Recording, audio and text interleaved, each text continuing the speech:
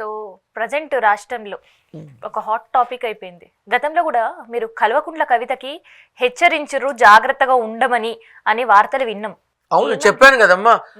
మా శిష్యుడి యొక్క పుత్రుని ఎంగేజ్మెంట్ లోనే అమ్మాయి చక్కగా కూర్చోబెట్టి, నాన్న తల్లి ఇలా ఉండాలమ్మా, కొంచెం కొన్ని మార్పులు చేయాలి, ఆ మార్పులు చేయటమే కాకుండా ఒక భగవత్ స్వరూపానికి నువ్వు ఈ రకంగా పూనుకుంటే మంచిది, తద్వారా మొత్తం తప్పించుకోలేం కానీ కొంతమేర ఉపశమనం కలుగుతుంది అని అన్నాను.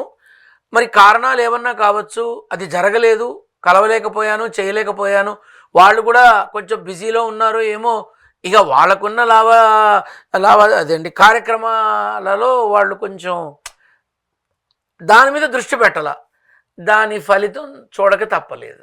మరి ఇప్పుడు అన్న కేటీఆర్ ఇబ్బంది ఉందమ్మా, కష్టకాలం నడుస్తోందిగా, ఇప్పుడు ఇబ్బంది నడుస్తోంది, కష్టకాలం నడుస్తోంది. ఇందులో నుంచి తను బయటికి రావాలి అంటే మాత్రం వచ్చే మహాశివరాత్రి దాటాలి. ఆ తర్వాత మాత్రం ఆ కేటీఆర్ గారి యొక్క విధానం వేరే ఉంటుంది, ఆలోచన వేరే ఉంటుంది, ఆచరణ కూడా వేరే ఉంటుంది. అది మరి అన్నా చెల్లెళ్ళ మధ్యలో పాలోల పంచాయతీ, గట్టు పంచాయతీలు ఉన్నాయి, ఒక కుటుంబంలోనే ఒక డిస్టర్బెన్సెస్ ఉన్నాయి. సో ఇద్దట్లో ఎవరు సీఎం అనే వార్తలు వినిపిస్తున్నాయి. దాందే ఉందమ్మా. ఇప్పుడు మన కవితమ్మ వర్గం కవితమ్మ సీఎం కావాలని అనుకుంటారు, తప్పే ఉంది. కేటీఆర్ వర్గం కేటీఆర్ సీఎం కావాలని అనుకుంటారు, తప్పే ఉంది. కానీ ఒక్కసారి ఇది పులి బయటకు వచ్చింది అనుకో, ఈ చిన్న చిన్న అవన్నీ కూడా సైలెంట్గా ఉండి పులికి దారిచ్చేస్తాయి, అంతే. మరి ఇట్లా వీళ్ళ భవిష్యత్ ఏంటి? ఏం లేదమ్మా, వాళ్ళు చక్కగా ఉంటారు.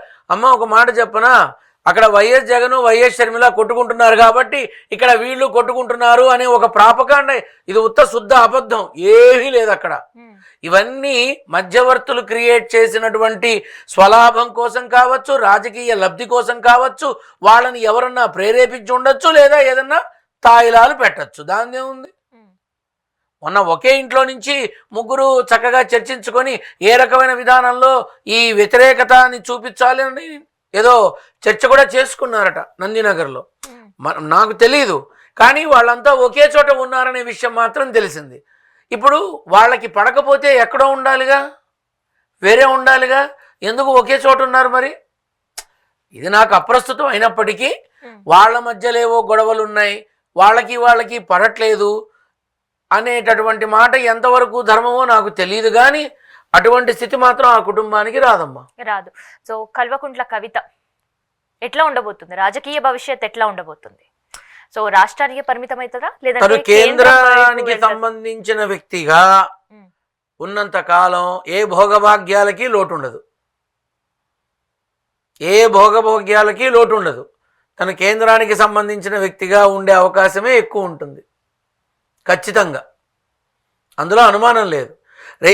బీఆర్ఎస్లో ఉండి బీఆర్ఎస్ తరపున మాట్లాడి బీఆర్ఎస్ తరపున వెళ్ళి బీఆర్ఎస్ తరపున విజయం సాధించి బీఆర్ఎస్ తరపునే ఒక ఉన్నత స్థానంలో రేపు కూర్చున్నా ఏ ఆశ్చర్యం లేదు. ఖచ్చితంగా అటువైపు ఉంటేనే అద్వితీయమైన భవిష్యత్తు ఉంటుంది. రాష్ట్రానికి పరిమితం అవడం అనేది అంత సమంజసం కాదు. మరి కేటీఆర్ భవిష్యత్ ఎట్లా ఉండబోతుంది? ఒక పక్క కోట్ల వైపు ఇప్పుడుండే ఏసీబీ ఈడీ విచారణల వైపు తిరగడానికి ఇంకో 100 రాని ఆయన ఏమన్నా చెల్లిస్తాడా? నేను ఒక మాట చెప్పనా, ఇప్పుడు ఆయనకి సపోజ్ అంటే నాకు వాళ్ళకి పరిచయాలు లేవు, నేను ఎప్పుడూ కలిసింది లేదు, పెట్టింది లేదు, వాళ్ళ తాలూకా వాళ్ళు వచ్చేవాళ్ళు, అడిగేవాళ్ళు, చెప్పేవాడిని, పంపేవాడిని, ఇలా ఉంటుందని దాదాపు 5-6 నెలల క్రితమే చెప్తే అప్పుడు కొంచెం నా మీద విరక్తి వ్యతిరేకత భావం చూపించారు.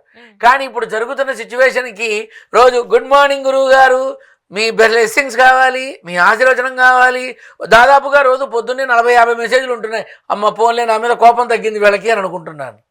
ఇప్పుడు విషయం ఏంటంటేనమ్మా, ఇప్పుడు తనకి ఎలాగూ 4 గోడల మధ్య కూర్చొనేటటువంటి స్థితి అయితే ఖచ్చితంగా ఉంది, కేటీఆర్ ఖచ్చితంగా ఉంది.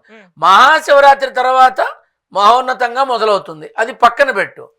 నువ్వు ఒకవేళ తనకి ఆ శిక్ష పడింది అనుకో, తను ఏమనుకో, ఇప్పుడు శిక్ష పడి జైలుకి వెళ్తారు అని అంటారు కదా, లేదు, తను జైలునే ఒక రిసార్ట్ లాగా అనుకుని వెళ్తాడు, చక్కగా వెళ్తాడు. తన మైండ్ సెట్, తన ఆలోచన రానున్న రోజుల్లో తాను చేయాల్సిన వాటికి తన ఆయుధాన్ని పదును పెడతాడు, అంటే తన మేధా సంపత్తికి పదును పెడతాడు, అంతే. అస్సలు జంకేది లేదు, ఏమీ లేదు.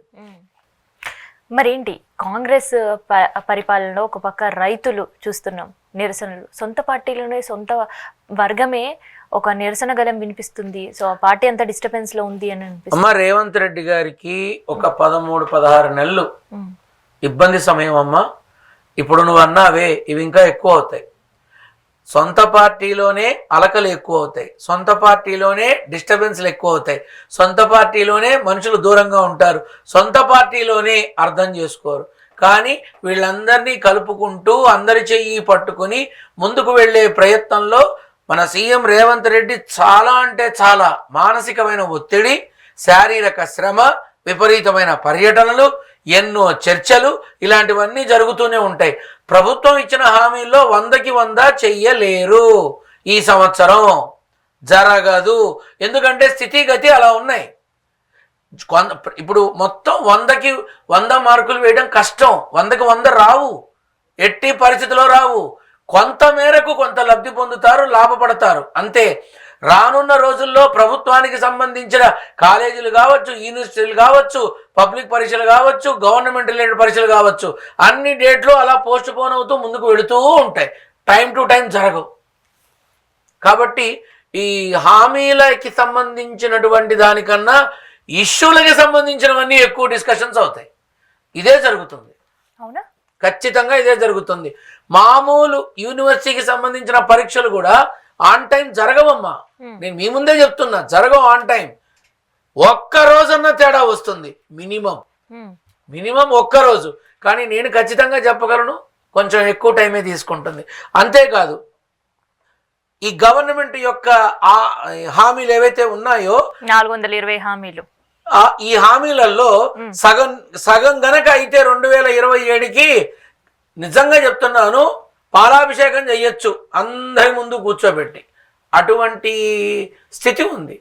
చాలా కష్టం అమ్మ, చాలా కష్టం. సరే, పరీక్షలకు సంబంధించి డిలే అవుతూ అని చెప్తున్నారు. మరి ఆ పరీక్షల పైన ఆధారపడి ఉద్యోగ జీవితాలు కూడా ఉన్నాయి. మరి ఉద్యోగాలు వాళ్ళు చేసే యుద్ధాలు కూడా ఫేస్ చేయాలిగా మనం సీఎం. తప్పదు. నువ్వు ఉద్యోగాల గురించి మాట్లాడుతున్నావు. ఈ గ్రాడ్యుయేషన్స్, అదే మన గ్రాడ్యుయేట్, పోస్ట్ గ్రాడ్యుయేట్, ఈ పరీక్షలు కూడా టైంకి జరగవమ్మా. నువ్వు ఎంక్వైరీ చేసుకో. కావాలంటే లాస్ట్ డిసెంబర్లో వాళ్ళు చెప్పిన డేట్స్ రేపు అనౌన్స్ చేయాలి. ఇంకా డేట్స్ అనౌన్స్ చెయ్యలేదు అని చెప్తారు. మీరు కావాలంటే ఎంక్వైరీ చేసుకోండి, నా మాట నిజమో అబద్ధమో. లేదమ్మా, టైంకి జరగవు, దాటిపోతాయి.